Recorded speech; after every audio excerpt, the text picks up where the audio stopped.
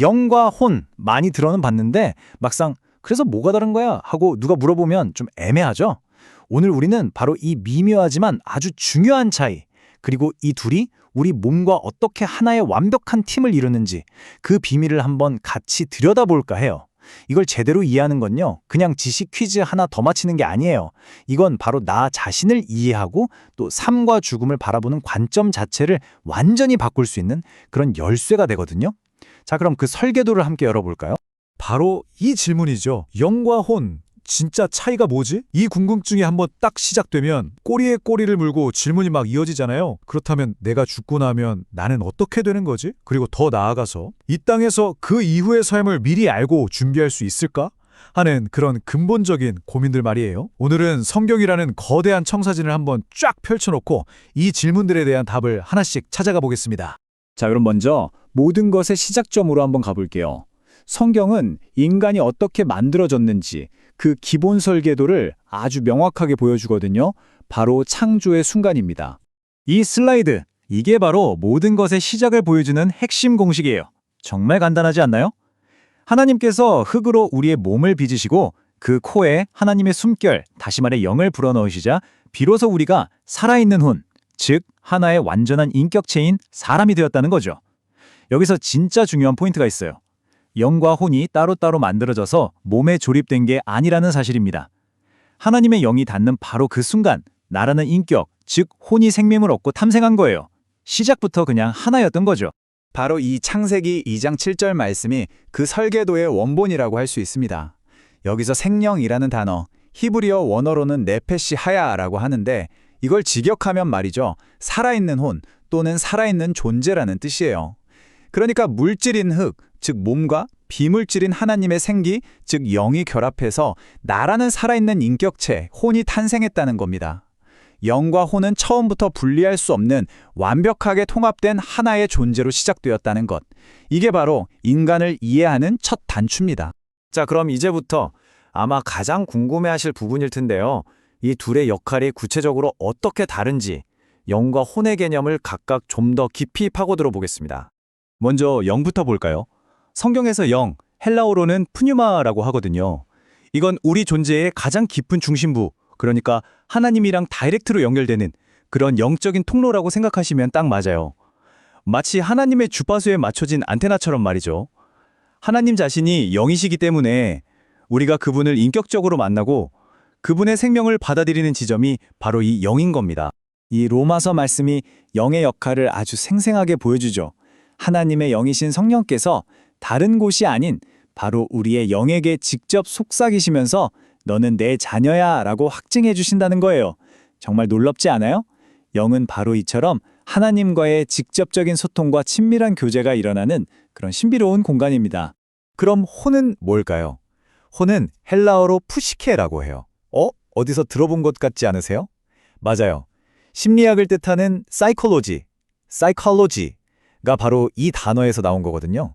그 어원처럼 혼은 우리의 생각, 감정, 의지, 기억, 성격 등 나 자신이라고 부를 수 있는 인격의 총체를 가리킵니다. 그래서 성경은 때로 혼이라는 단어를 복잡하게 생각할 필요 없이 그냥 사람, 그 자체, 목숨 또는 자기 자신이라는 의미로 폭넓게 사용하기도 해요.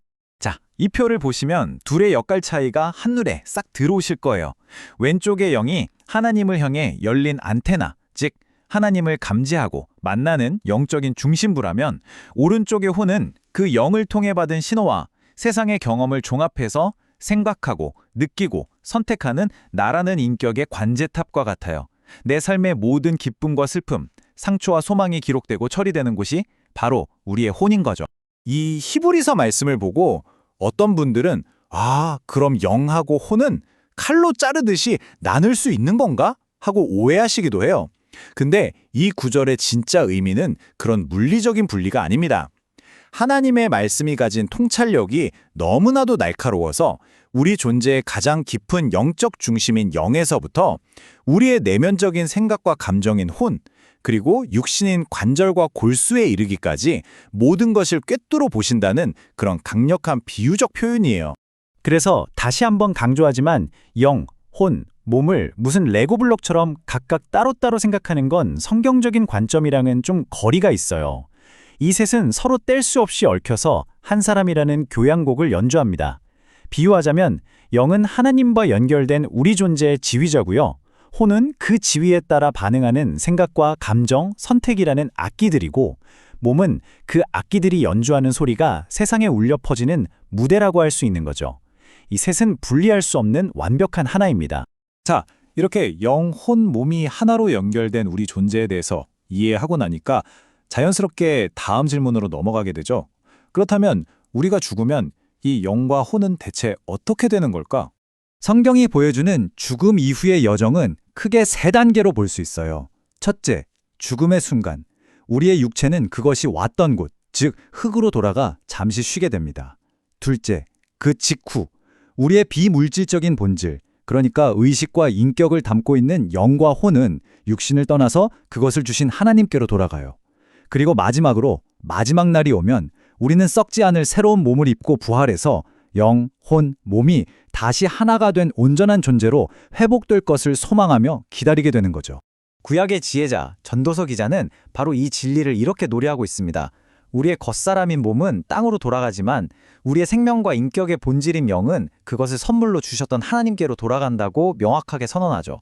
이게 뭘 의미하냐면 죽음이 그냥 모든 게 사라지는 소멸이 아니라 원래 있던 곳으로 돌아가는 분리이자 귀환이라는 걸 보여주는 아주 중요한 구절입니다.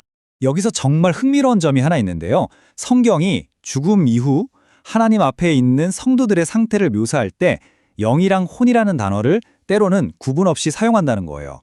히브리서에서는 온전하게 된 의인들의 영들이라고 하고 요한계시록에서는 순교자들을 제단 아래에 있는 영혼들이라고 부르거든요. 핵심 메시지는 같아요.